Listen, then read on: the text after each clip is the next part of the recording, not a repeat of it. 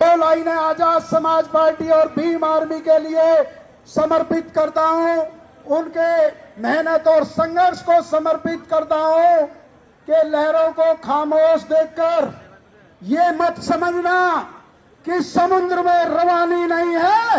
ये जब उठेंगे तूफान बनकर उठेंगे, क्योंकि अभी इन्होंने उठने की ठानी नहीं है। लेकिन पैदल यात्रा को देखकर लगता है ये तूफान उठ चुका है।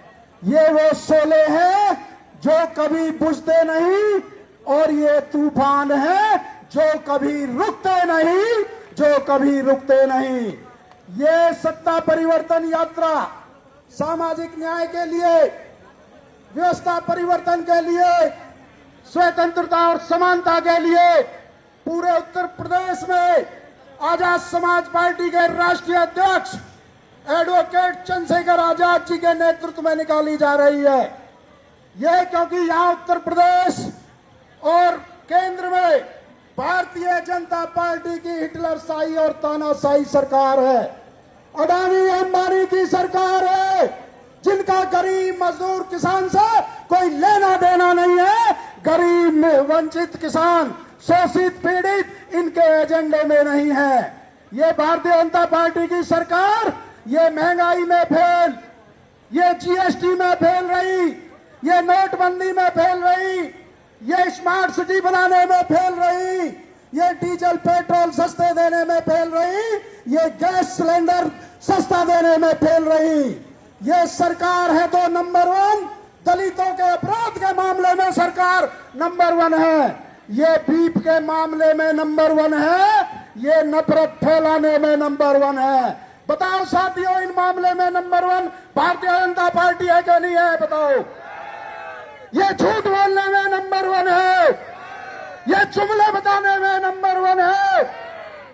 दूसरी तरफ ये गरीब किसान विरोधी है, ये दलित विरोधी है, ये मुसलमान विरोधी है, ये पिछड़ा विरोधी है, ये आरक्षण विरोधी सरकार है, ये संविधान विरोधी सरकार है, ये लोकतंत्र विरोधी सरकार है।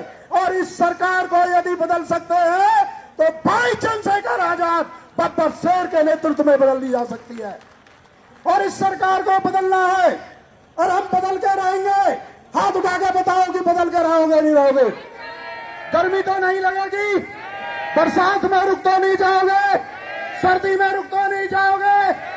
आपको न रुकना है न थकना है, क्योंकि नीली क्रांति उत्तर प्रदेश में शुरू हो चुकी है। ये 7 महीने आपको पार्टी को और मिशन को देने हैं।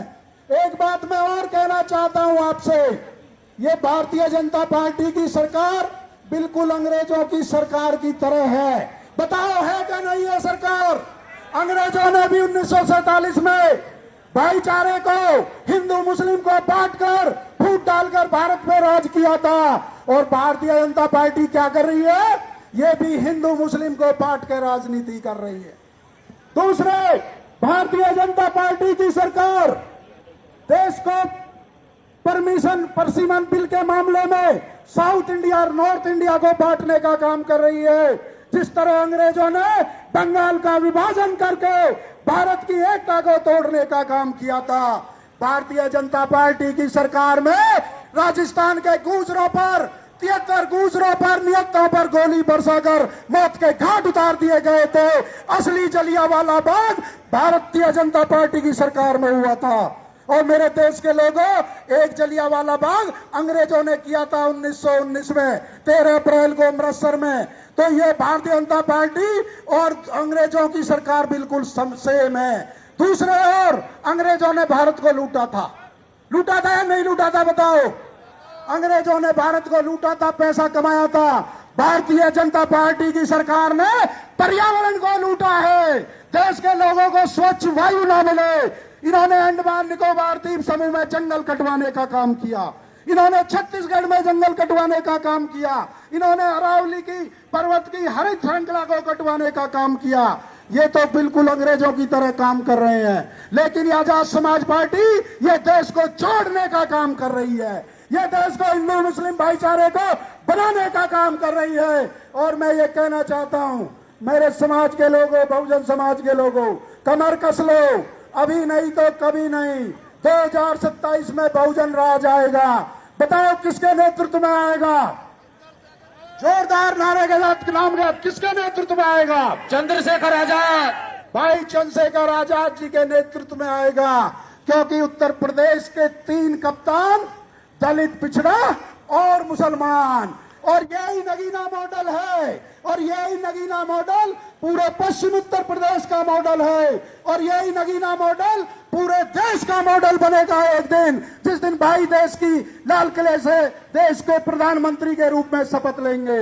इस नगीना मॉडल को हिट करना है, इसको कामयाब करना है। अंत में 2 लाइन कह के अपनी बात समाप्त करूंगा, क्योंकि हमें अपने मेहनत से, संघर्ष से पहचान बनाई है। आजाद समाज पार्टी किसी के भरोसे नहीं है, इसलिए कहना चाहता हूं कि तूफानों से आंख मिलाओ, कि तूफानों से आंख मिलाओ और सैलाबों पर वार करो, और मल्लाहों का चक्कर छोड़ो, तैर के दरिया पार करो, तैर के दरिया पार करो। बहुत बहुत धन्यवाद। जय भीम, जय भारत। तमाम साथियों से मैं कहना चाहूंगा जो बाहर खड़े